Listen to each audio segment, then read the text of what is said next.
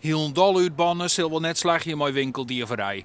Maar de aanpak met een winkelverbod jouwt winkelieu wel een veiliger gevoel. Je kunt sneller kenbaar meisjes zien laten.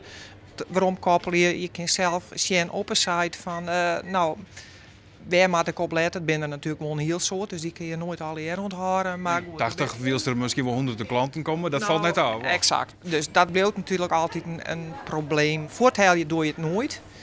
Maar een betere communicatie en beter zicht erop, dat is gewoon een groot voordeel.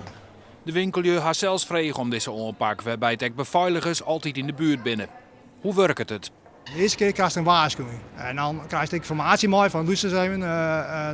Je krijgt nog een waarschuwing van 1 jaar. En als binnen het hier weer in de fout is, dan wordt het een collectief verbod. Het wordt wel erg goed bekendmaken van wat houdt het in. En denk erom, net weer, want anders krijg je een collectief verbod. Verliezen hier haar 6 mensen haar net onder het verbod houden. Die krijgen dan een boete of celstraf.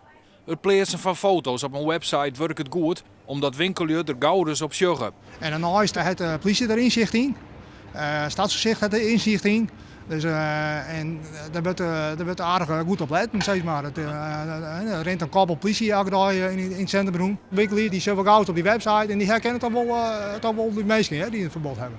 En dat jouwt ze nieuwe inzichten in de dieven. Je bent gauw geneigd om op bepaalde types te letten en dat blijkt in de praktijk dan toch heel oors. En als je op die site zegt en dus je zegt de gezichten, dan denk je, oh man, oeps. Die komt ook bij mij in de winkel. Dus dat is dan even een aanknopingspunt om wat scherper te worden en daarop te letten. Van de steden dat deze aanpak tapast wordt, is jouw het maar 80 keer een winkelverbod in hier een gemiddelde stad.